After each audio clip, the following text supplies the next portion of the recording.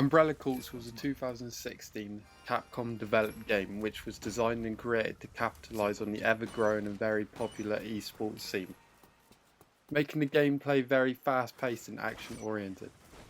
It is perhaps the biggest shift from the series up to that point and even after. The only game you could compare it to from earlier is Operation Raccoon City, which again was developed to be a tactical squad shooter in the same vein as Tom Clancy's Ghost Recon. But the difference was that Operation Raccoon City came out years before and was outsourced by an American company. It was received by negative reviews across the board from both fans and critics, and well, that happened again with Umbrella Corps. It never fails to amaze me just how far Capcom will go to try and make a quick buck.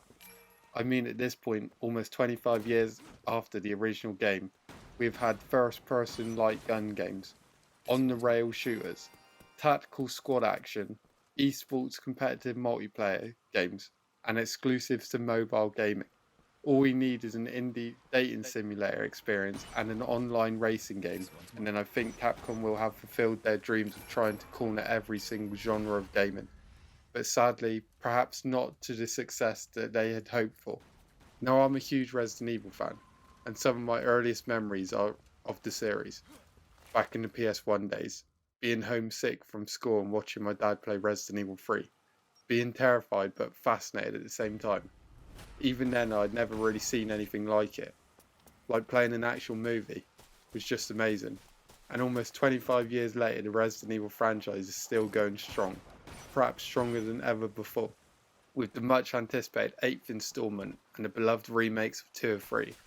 Is this the peak for the series? We will have to wait and see.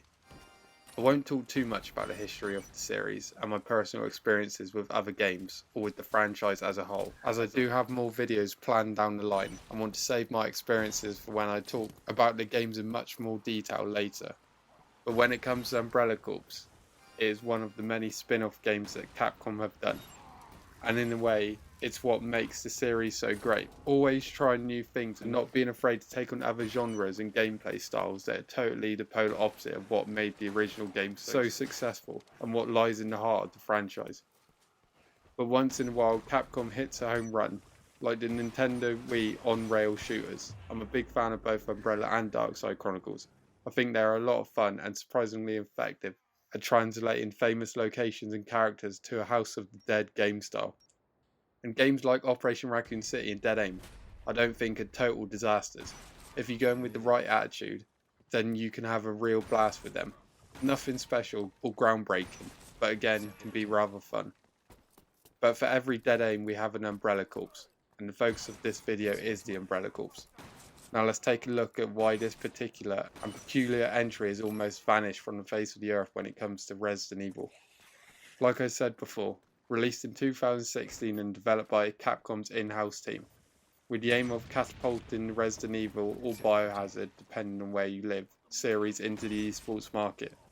A huge shake-up when it comes to gameplay and how the game operates in general. Multiplayer focused, teamwork with quick and action-packed matches. Everything that I've just mentioned should not work for a Resident Evil game, and for the most part it doesn't. I remember this getting announced. It was the year before Resident Evil 7, if I remember right, and also the 20th anniversary for the series too, which is an incredible feat for any video game. So I was really looking forward to a new game and in full hype mode. Resident Evil 6 had left a bad taste in everyone's mouth, and we wanted to see the series go back to its roots.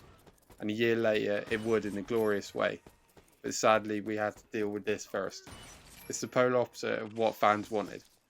I remember reading comments, and the amount of hate this was getting was off the scales. The more I saw the gameplay, the more and more I was left disappointed. I'd been out of the competitive gaming scene for quite a while.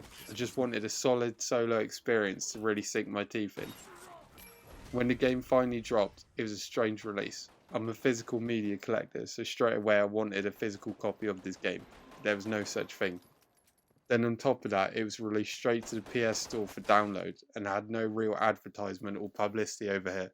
It was almost like it was released silently and through the back door, which is never a good sign. It just makes the company look like it had no real faith or confidence in the product. But anyway, I played the demo, and right away the first thing I noticed, and had seen from the gameplay videos leading up to it was the perspective. It's third person, but how the camera is positioned, it almost makes it feel like a first person shooter. Ends up making the player feel very claustrophobic and rather quite difficult to actually play. It's honestly one of the worst perspectives I've ever seen for a video game, especially one that is completely created to attract hardcore players to a competitive game and to spend hours and hours at mastering the controls and how the game works to compete in online matches with people from around the world. To me, it just seems very bizarre. But anyway, you kind of just get used to it, I guess. Graphically, I think it's decent. Also, filling the games with maps based on classic locations like the village from Part 4, the town from 5, and also the RPD police station as playable maps really do help sell this game. It's very appealing, exploring these iconic places in this engine.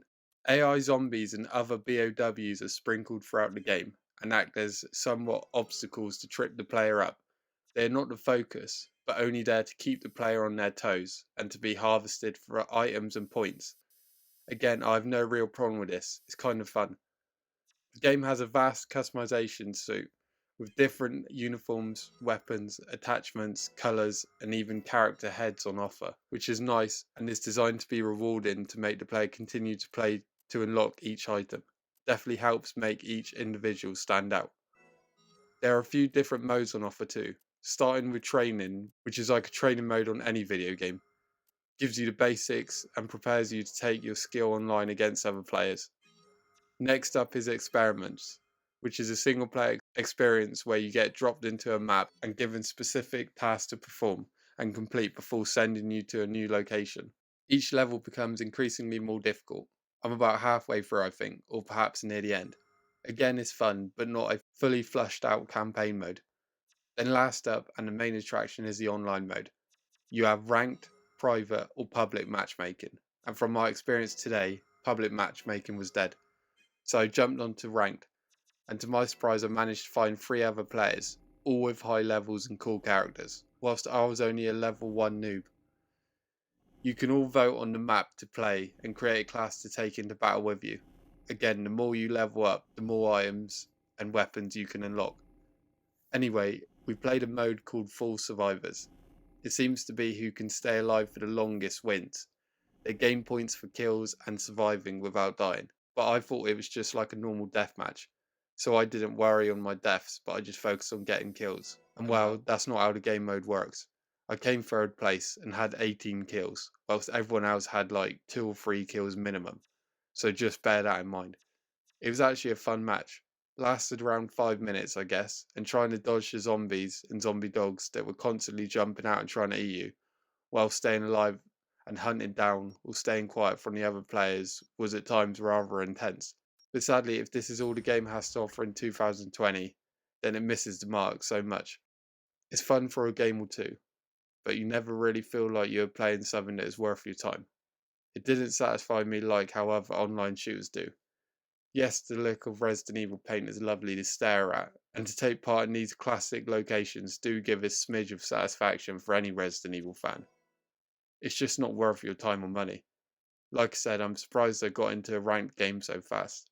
So there is obviously an active player base for it, and they all seem very committed to it, which is great to see, 4 years after the initial launch of the game. But how long will that last? I picked up the deluxe edition a few years back for something silly like $3.99, just to see what it was like and to have some fun with it. And it did deliver that, but only in very small doses. If you want to play a fun Resident Evil spin-off game that satisfies even the most hardcore fans, then I suggest either the On-Rail shooters or the Revelation series. They're highly enjoyable and will definitely scratch that itch, whilst we all wait patiently for Resident Evil 8 The Village, a game that has been at the top of my wish list since 7 came out, and won me over from the very first opening moment. Again, I do wish to make videos and talk about all the Resident Evil games at some point in the future. More episodes are in the pipeline, but for now I thought I'd start with one of the most forgotten and strange titles that Capcom has to offer in this illustrious franchise that is Resident Evil. Thank you so much for watching. Again, just trying different ideas and see what sticks. I have a lot of fun making these types of videos, and I've got an endless supply of video games to talk about, so please let me know what you think below. Also, before I leave, I highly recommend you all go and watch Avalanche Reviews here on YouTube. He has done a multi-year, complete collection of every single Resident Evil video game to date, going fully in depth with every title, comparing ports and sharing his experiences with each game. So again, if you want to see more about the Resident Evil games, and in much better detail than I'm doing, then please go check his channel out. I just wanted to do this because, like I said, I love video gaming and I love the series, and just want to share my personal experiences and opinions of a selection of games. Some I love and some not so much, but it's the same with movies for me. There is always something interesting to tell. So again, thank you for watching. I really do appreciate it, and hope to see you for the next video. Have a good one, and cheers.